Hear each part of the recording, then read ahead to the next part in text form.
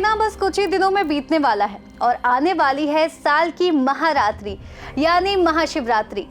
नमस्कार, आपके साथ मैं हूं श्वेता तिवारी और आप देख रहे हैं सी न्यूज़ भारत। बस कुछ ही दिनों में हर जगह हर हर महादेव के नारों से पूरा देश गूंजेगा। यही वो साल का सबसे सुंदर क्षण होता है जिसमें हर कोई भोले बाबा की भक्ति में मस्त होता है। लोग शिवलिंग पे जल चढ़ाते हैं, उनका पंचामृत से अभिषेक करते हैं, मान्यताएं मांगते हैं और ज्योतिर्लिंगों के दर्शन करने जाते हैं, जो कि सबसे कठिन और सबसे मनोहर होता है। लेकिन क्या आपको पता है कि आखिर शिवलिंग और ज्योतिर्लिंग में अंतर क्या है?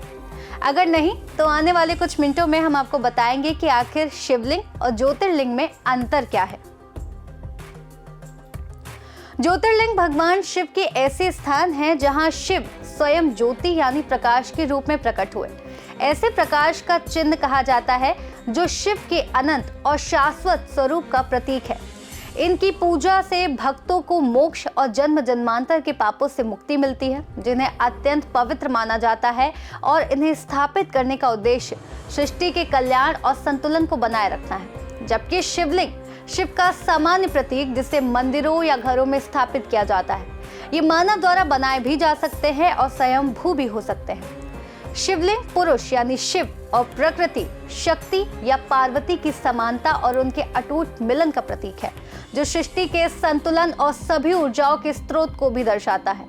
ये ब्रह्मांड का निराकार रूप है जहां पुरुष और प्रकृति एक दूसरे के पूरक होकर जीवन का आधार बनते हैं, न कि कोई एक श्रेष्ठ है। ये लिंग या योनि के शाब्दिक अर्थ से कहीं बढ़कर पुरुष प्रकृति के शाश्वत संबंध और ब्रह्मांडीय ऊर्जा का प्रतीक है, जो सृष्टि के निर्माण और विनाश दोनों को दर्शाता है। भारत में अनगिनत शिवलिंग है, लेकिन भारत में केवल 12 ज्योतिर्लिंग है।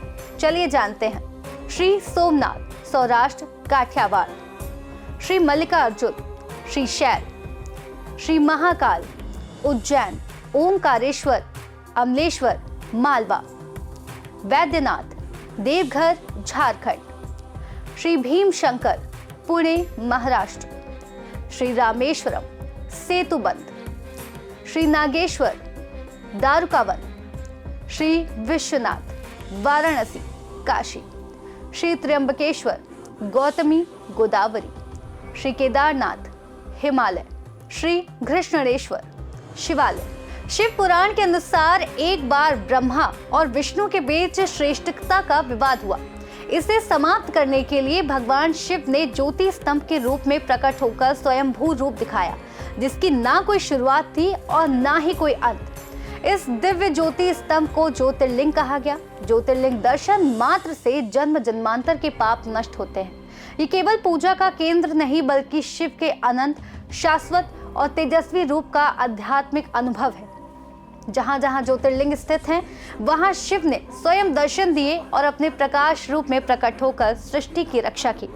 ज्योतिर्लिंग केवल मंदिर नहीं, शिव की दिव्यता और शक्ति का जीवंत प्रतीक है, जो भक्तों की आत्मा को शांति, ऊर्जा और मोक्ष की ओर मार्गदर्शन करते हैं। उम्मीद है अब आपको समझ में आ गया होगा कि आखिर शिवलिंग और ज्योतिर्लिंग में अंतर क्या है। इसी के साथ हम लाने जा रहे हैं आपके लिए एक खास सीरीज शिव का सार, जिसमें हम आपको 12 ज्योतिर्लिंगों के बारे में बताएंगे। तो उम्मीद है आप अगली सीरीज से भी हमारे साथ जुड़ेंगे और दर्शन करेंगे 12 ज्योतिर्लिंगों के लिए। तब तक के लिए मुझे दीजिए इजाजत। नमस्कार।